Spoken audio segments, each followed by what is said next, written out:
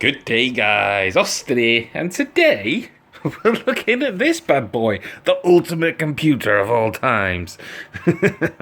No, to be honest, what I'm going to do is something sensible. I'm actually going to show you guys what a budget computer can pull out of the bag, because at the end of the day, not everybody's got the kind of money to put aside for rigs costing thousands, not even thousands sometimes, but hundreds. This complete rig probably cost me about 50 quid altogether, and that's, well, that's virtually nothing. You spend that on, I don't know, putting yourself a pie together or something. This is complete budget gaming, and we're going to see what this can do in terms of emulation and some PC games. Now, this entire rig all together came to 40 something UK pounds. Can't remember what it was, but it was a lower end of 40 something. And the only thing I've added to it is the graphics card. Now, this is my old card, and you can pick these up for about $5 off eBay. This is a A800 GT, and to be honest, what make is this now? Expert vision. That's how good this is. No, this was, I mean, I've had PNY versions of this, and to be honest, this far outperforms it. This is the 1 GB version, and the reason why it outperforms is because of this heatsink. It just doesn't cook inside the thing, and because it doesn't cook, it doesn't throttle back, and it's just outperformed everything else that I've put in there. Now, this has been stuck in the bottom of my cupboard since, well, I don't know, probably about probably coming on to about 10 years now, and, well, I always wanted it to have a new use, a new lease in life, and I think this could be the one, because we're not looking at high resolution, but we are looking at, you know, probably some few PC games, so this may perform. We'll see how it does anyway, but these you can pick up for about $5 on eBay. The rest of the stuff that's in here, now I haven't managed to delve very deep into this, but from what I can see, let's have a look. What have we got here? We've got a 160 gigabyte Samsung hard drive. That's not bad. That's not bad. I can get an operating system on there. I can get some systems. We'll see what this does with emulation. Cart-based systems I could probably fit in there. I could probably get about 2 front ends, sharing resources and all that kind of stuff. So yeah, I'll probably add in a hard drive anyway, but for the price, 160 gigs, not bad. Processor wise, we're looking at an i3. Now, the specs that was put on the eBay posting was limited. It doesn't really tell you what kind of i3 it was that we were going for. It goes with a stock cooler. In fact, it looks like a third party, but it's not like a gaming cooler or anything like that. But because this isn't going to be overclocked, and because it's an i3, you can't really do anything with them. We're stuck with it. But it was posted as a 3.3 or a 3.4 gigahertz.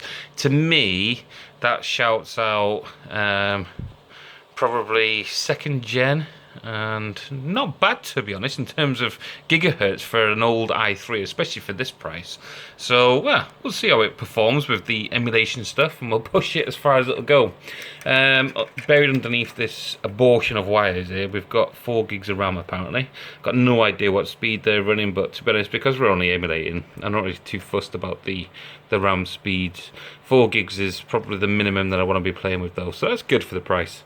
And over here, I've got no idea if this will actually power the A800. I've put in a SATA to, I think it's 6-pin to power the graphics card. These are the only additions that I brought in to this, and when I was buying this, I was praying that there was actually a PC Express slot in here so I could actually put a graphics card in there. Luckily, when I opened it and unleashed the beast, there was a slot free.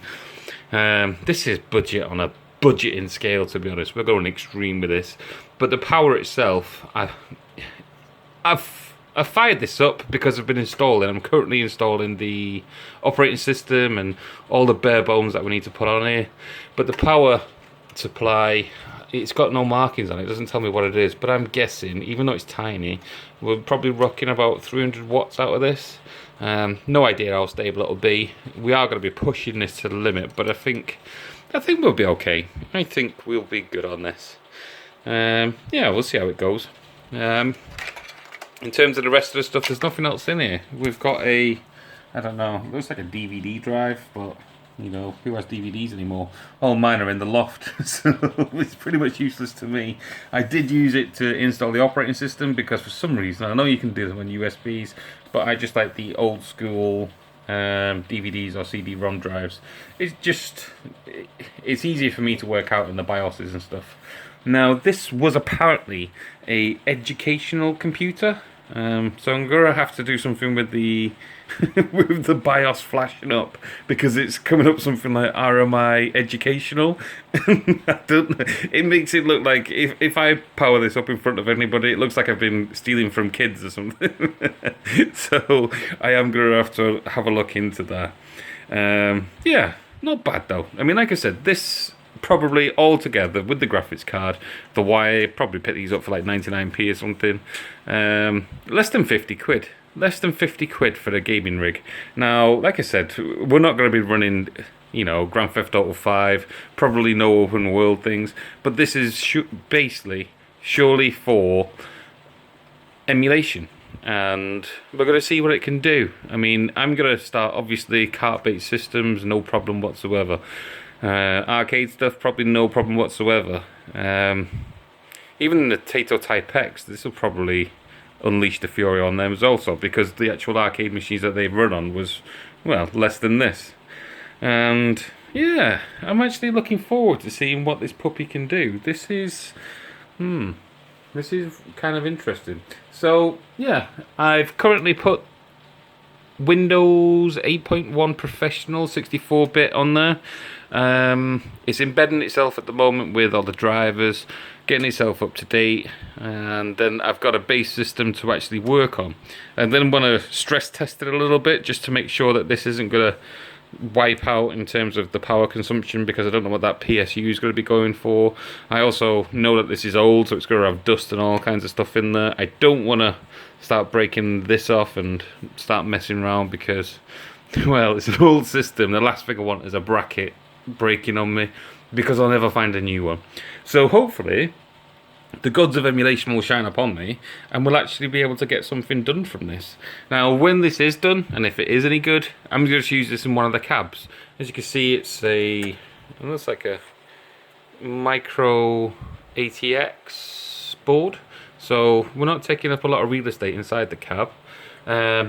This PSU, although it's small and probably powers, well, less than a mouse would running around in the wheel, it's actually really good for an arcade cab, because when I've put this on, the whole thing is silent. I cannot hear anything from this at all. I mean, I've heard pies that make more sound than this.